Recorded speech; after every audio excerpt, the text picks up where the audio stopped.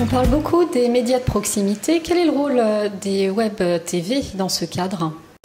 Quand on parle de médias de proximité, alors effectivement, là du coup, le média de proximité, c'est vraiment le média dans sa localité ou dans son canton. Alors on n'en parle malheureusement pas beaucoup. Donc là, vous voyez, je vais vous contredire, on n'en parle pas assez, et ces médias-là ne sont pas vus. D'où la création de la Fédération TV locale. L'idée étant de justement fédérer tous les petits médias de proximité qui sont souvent non subventionnés. Alors quand je dis subvention, ce n'est pas la subvention qui est demandée à la mairie, c'est des subventions qui s'appellent des PQR, qui sont données par les régions et également avec la contribution de l'État. Donc c'est les fameuses subventions qui sont données à des grands médias. Alors là, tout à l'heure, vous avez cité Ouest France, et Ouest France, le Télégramme, on aurait pu dire Le Monde, Le Figaro, qui touchent des millions chaque année pour donner de l'information aux citoyens. Et les petits médias de proximité, malheureusement, eux, n'y ont pas droit. Et c'est là que, justement, j'ai décidé de créer cette fédération pour fédérer non pas que des web TV, mais les petits médias également écrits, la presse écrite, qui doit survivre, qui doit vivre, et qui a réellement sa place. Parce qu'avec la concurrence actuelle des médias, des grands médias, eh bien malheureusement, l'information de proximité est en train de disparaître. Et aujourd'hui, il faut absolument qu'elle revienne, parce que c'est notre économie. Il faut faire connaître la vie des associations locales, et non pas des associations nationales, mais les locales, qu'elles soient sportives, culturelles, mais également les petites entreprises qui, elles, n'ont pas les moyens de se payer de la communication sur des grands médias. Et pourtant, le cœur de l'économie, c'est bien les petites entreprises et les associations. S'il n'y a pas les associations et les petites entreprises dans une localité, il n'y a plus le lien social. Et donc le lien social, au contraire, il faut qu'il augmente. Je ne vais pas dire qu'il faut acheter français, mais presque. Il faut acheter local.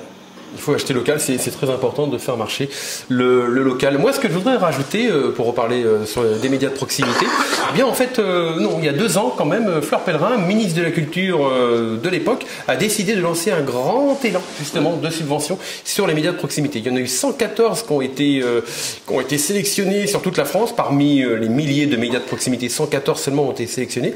Mais ce qu'il faut féliciter de la part du ministère, c'est que justement, ils essayent de créer un véritable engouement pour les médias de proximité, le même qui a été fait dans les années 80 pour les radios libres. Là, ils sont en train de le faire pour les médias de proximité, donc les médias de proximité, les web radios, les journaux locaux, uniquement les journaux papier aussi. Voilà, c'est vraiment tout le monde est réuni dans ces médias de proximité, mais ça a été fait il y a 2 ans.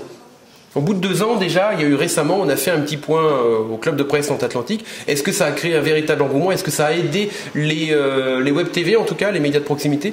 Eh bien, pas tant que ça.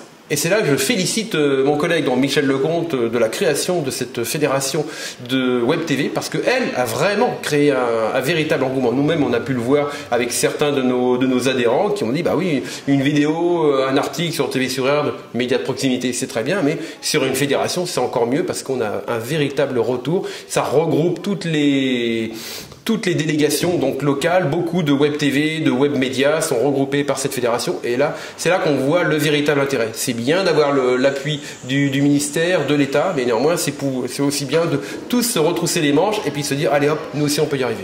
L'intérêt de la fédération et de l'articulation de l'architecture des sites de TV locale, c'est que ça va permettre, par exemple à TV sur Heure, quand elle fait une émission et qu'elle parle d'une entreprise locale, eh bien, il est évident que l'audimat de TV sur Heure est local, au moins on va dire du département.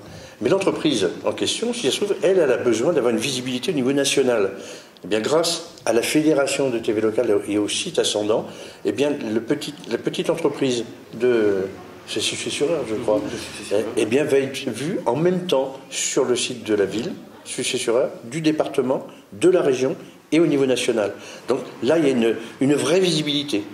Mais tout le monde peut être média de proximité. Et puis, tout le monde peut intégrer la fédération de Web TV. Vous pouvez très bien être une association qui regroupe un club associatif. On en trouve beaucoup dans les communes, dont le but est surtout d'alléger le poids administratif de chaque association. Ces clubs administratifs peuvent très bien intégrer la fédération de Web TV, la fédération nationale de Web TV, parce qu'ils vont y retrouver un intérêt. D'abord, Un média qui va pouvoir faire circuler l'information au niveau local, mais surtout, comme tu l'as dit tout à l'heure, Michel, cette information va circuler au niveau départemental, régional, voire national.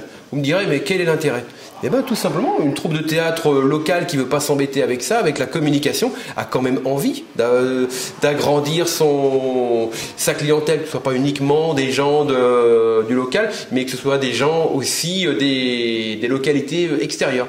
D'où l'intérêt d'avoir un média qui tape au-delà de la localité.